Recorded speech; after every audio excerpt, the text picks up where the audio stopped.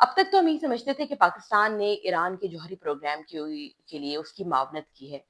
लेकिन कैसे पाकिस्तान ने ईरान के जौहरी प्रोग्राम में जासूसी की और उसको डिरेल करने की कोशिश की। डिक्लासिफाइड डॉक्यूमेंट्स जो हैं वो ये भी बताते हैं कि पाकिस्तान की तरफ से ऐसा ही कुछ किया गया। और फिर जवाब में ईरान ने क्या किया, जवाब में ईरान ने जाके दुनिया को बता दिया कि पाकिस्तान ने उनको किस हद तक जौहरी तवानाई हासिल करने में मावनत की है। इससे पाकिस्तान और ईरान के हालात बहुत ख़राब हुए। लेकिन सिलसिले को वहीं से जोड़ते हैं जहाँ से मुनक़ता हुआ था। तो जनाब 1979 में जब ईरान में इनकलाब ईरान आया, तो वक्ती तौर पर इस मंसूबे को यानी कि जौहरी तवानाई के मंसूबे को पसंद नहीं किया गया। और खुमैनी साहब की हुकूमत ने ये कहा कि हम इसको एक महंगा और अय्याशी पे मबनी मंसूबा है, हम इसको जारी नहीं रखेंगे। लेकिन उस टाइम पे बहुत से ईरानी साइंसदानों को मुल्क छोड़ के भी जाना पड़ा, लेकिन कुछ ऐसे साइंसदान भी थे जो अंदर से इनकलाब ईरान के हामी थे, वो वहीं रहे और खामोशी से रहे। लेकिन जो वक्त गुजरने लगा, ईरान पर बेइंतहा पाबंदियां आयद हो गई और ईरान को अपने सर्वाइवल के लिए उसको ने ये महसूस किया कि जो बंद न्यूक्लियर पावर प्लांट्स थे, जो बंद चीज़ें थी, हमें उन्हें दोबारा फ़ाल करना है। और एक सर्वाइवल के लिए या एक उसके लिए एक अपनी ये एक्सपर्टीज़ हासिल करनी है कि ईरान के पास जौहरी हथियार बनाने की पोज़ीशन स्ट्रॉन्ग हो और ईरान जब चाहे वो बना सके। ऐसे ही कुछ हुआ। अमूमी तौर पर आपने देखा होगा कि जब कोई मुल्क जौहरी तवानाई हासिल कर लेता है, तो उसके करने के तकरीबन 3 से 4 साल के बाद जो है वो जौहरी बम बना दिया जाता है। ईरान ने 90s में जाके अपना प्रोग्राम दोबारा रिवाइव किया। तकरीबन खुमैनी साहब की हुकूमत आने के बाद, इनकलाब आने के अच्छे खासे अरसे के बाद, क्योंकि उसके बाद ईरान-इराक जंग छिड़ गई, ईरान की माशी सूरत-ए-हाल बहुत ख़राब थी। जब जंग ख़त्म हुई, उसके बाद जाके 90s में ईरान ने दोबारा से अपना न्यूक्लियर प्रोग्राम है उसको स्टार्ट किया, अपने साइंसदानों को तरबियत की। लेकिन ईरान को बहुत वक़्त लगा। यूरोपियन जो साइंटिस्ट हैं या जो वेस्टर्न एलाइज़ हैं, वो समझते थे कि 2003 से 5 के दौरान में ईरान अपना एटमी बम बना लेगा और तजर्बा कर लेगा। लेकिन आज 2025 हो गई, ईरान ऐसा क्यों नहीं कर पाया? इसमें हमें जानने की ज़रूरत है कि जब 1979 में इनकलाब ईरान आया, तो उसके बाद ईरान के ऊपर बेइंतहा सैंक्शंस लग गईं। इतनी सैंक्शंस थी, ईरान के ऊपर कड़ी निगरानी भी थी। हालाँकि ईरान ने नॉन प्रोलिफरेशन ट्रीटी जो है एनपीटी पे साइन किया हुआ था, उसके बावजूद भी ईरान पे बड़ी कड़ी वो थी, सैंक्शन बहुत ज़्यादा थी, ईरान चीज़ें नहीं खरीद सकता था। उसके मुकाबले में पाकिस्तान के लिए यूरोपियन मार्केट आसान थी, पाकिस्तान ने यूरोपियंस से चीज़ें खरीदी और अपना न्यूक्लियर प्रोग्राम बिल्ड ऑन करना शुरू कर दिया। फिर आगे बढ़ते-बढ़ते ईरान ने अपने तौर पर एक वक़्त आया जब ज़िया उल हक की हुकूमत थी यहाँ पे। ईरान के अपने लोग ये बात कहते हैं कि जब ज़िया उल हक की हुकूमत थी, तो ज़िया उल हक ने एक टीम, अपनी साइंटिस्ट पे मबनी टीम को ईरान भिजवाया और उन साइंटिस्ट पे मबनी टीम को ये कह के भेजा ईरान कि आप जो है उनको कहें कि हम आपकी मदद करने को तैयार हैं। हमने मदद करनी नहीं है, लेकिन हम ईरान को ये तासुर देते हैं कि ईरान जो है हम ईरान के साथ हैं और हम चाहते हैं कि ईरान अपना जौहरी प्रोग्राम डेवलप करे।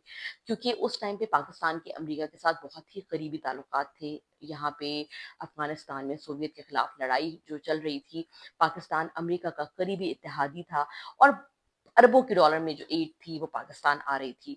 तो पाकिस्तान ने, लेकिन इस पाकिस्तान के इस ऑफ़र को ईरान ने कुछ शक की निगाह से देखा, जिसके बाद डॉक्टर अब्दुल कदीर खान को भी ईरान भिजवाया गया और उन्होंने कुछ छोटी-मोटी चीज़ें भी ईरान को दी।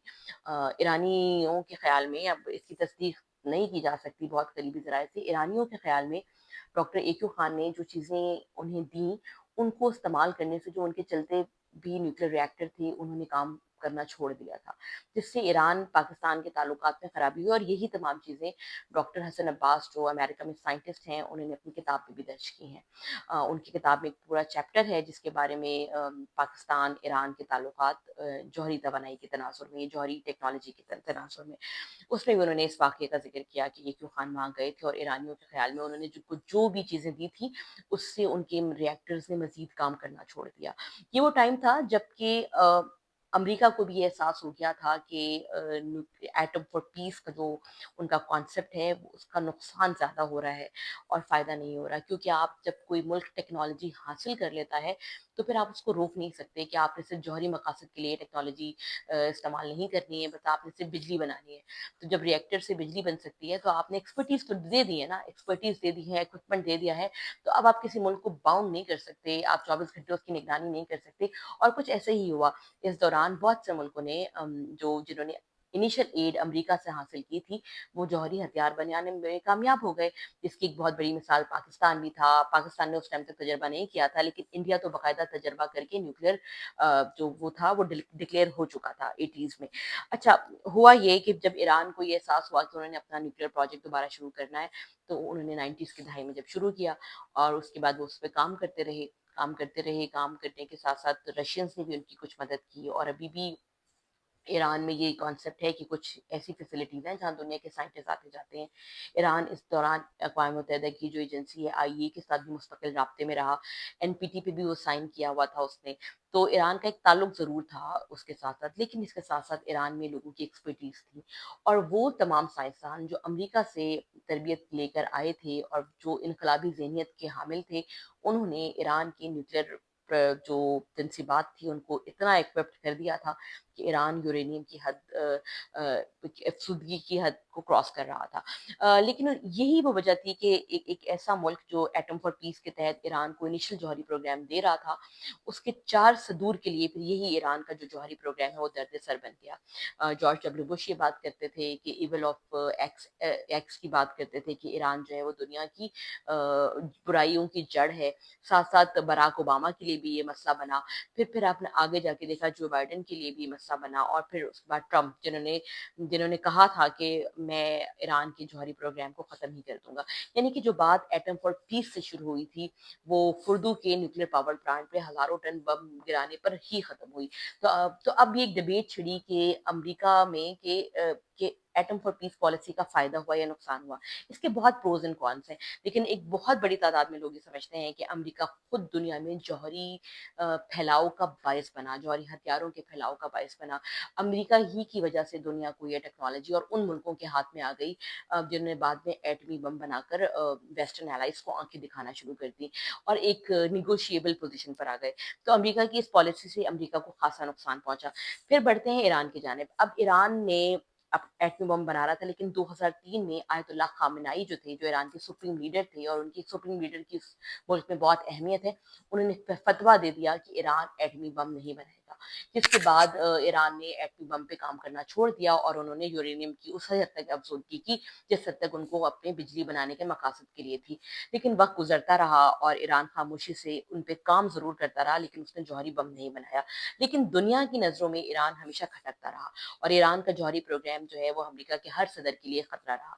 फिर आती है बराक ओबामा की हुकूमत। बराक ओबामा की हुकूमत ने ईरान को एंगेज करने के साथ 2015 में उनके साथ एक जौहरी मुज़ाकरात किए और एक जॉइंट कॉम्प्रिहेंसिव एक्शन प्लान बनाया जिसके तहत ईरान ने खुद लिख के ही दे दिया कि वो जौहरी प्रोग्राम नहीं बनाएगा। लेकिन फिर ट्रम्प आए और ट्रम्प ने आके उस पूरे के पूरे मंसूबे को ख़त्म कर दिया। ख़त्म करने के बाद अब ईरान के पास ऑप्शन थी कि वो ना तो किसी मंसूबे के अंदर है, ना ही किसी मुआहदे के अंदर है और उसके ऊपर पाबंदियाँ सख्त से सख्त होतर होती जा रही हैं। तो ईरान ने अपनी जौहरी तवानाई को बेहतर करना शुरू कर दिया, उसके ऊपर टाइम लगाना शुरू कर दिया और फिर यही जो यूरेनियम की उपयोगिता थी, जो 4.5% तक होती है बिजली बनाने के लिए, वो बढ़कर 60% तक पहुँच गई और इतनी ज़्यादा खटकी कि फिर ईरान और इसराइल की जंग हुई और फिर आखिरकार ईरान के फ़ुर्दू की न्यूक्लियर पावर प्लांट्स पर अमेरिका को आके बिलाआखिर हमले करके ईरान के उन तनसीबात को तबाह करने का ऐलान करना पड़ा, जिसके लिए वो तैयार नहीं थे। ट्रम्प ने फिर उसके बाद ना चाहते हुए भी वो डिसीजन लिया जिसने इसराइल ने उनको मजबूर किया था और ट्रम्प ने फिर उसके बाद ऐलान किया कि ईरान का जौहरी जो प्रोग्राम है वो मुकम्मल तौर पर तबाह हो गया है। तो जो हमने बात शुरू की थी कि एटम फॉर पीस से जो शुरू होने वाला प्रोजेक्ट था, वो उसकी इख्तिताम टोटल आर्बिट्रेशन यानी कि आर्बिट्रेशन यानी कि मुकम्मल तबाही तक पहुंच गई। लेकिन इस वक्त भी पेंटागन और अमेरिका में ये बहुत से हल्के हैं जो इस बारे में बात कर रहे हैं कि अब ईरान जौहरी बम बनाएगा क्योंकि ईरान ने अपने आप को आईए की कैद से आज़ाद कर दिया है। आईए के साथ जो उनकी मेंबरशिप थी वो मुअत्तल हो गई है और एनपीटी के सिग्नेटरी तो हैं वो। एनपीटी तो अभी तक उन्होंने एनपीटी के मुआहदे से बाहर नहीं निकले हैं, लेकिन वो मुआहदे में रहते हुए भी अपने जौहरी बम बनाएंगे और वो जो एक डर था कि ईरान पर हमला हो जाएगा, ईरान पर हमला हो जाएगा, वो बहरहाल ईरान के लिए वो डर खत्म हो गया है। ईरान में अब ये राय पाई जाती है और आयतुल्लाह खामेनेई के ऊपर भी ये प्रेशर है इस्लामी रेवोल्यूशनरी फोर्स का, ईरानी अवाम का कि अब वो बम बनाएं। तो जो ईरान अमेरिका के चंद रिएक्टर्स लेके इसने अपना जौहरी प्रोग्राम शुरू किया था, कुछ यूरेनियम उधार लेके शुरू की थी, उसका इख्तिताम जो है वो एक जौहरी न्यूक्लियर स्टेट की तरफ से होता हुआ दिखाई दे रहा है। हमने आपको बहुत डिटेल में डिस्कस किया, बताया कि किस तरह से 1953 में ये बात शुरू हुई, 1957 के करीब ईरान को पहला रिएक्टर मिला और अब 2025 है और ईरान इस वक्त इस पोजीशन में है कि वो कुछ ही अरसे में अपना जौहरी प्रोग्राम बना ले। वीडियो आपको अच्छी लगे तो आप इसको लाइक कीजिए, शेयर कीजिए और चैनल को सब्सक्राइब कीजिए।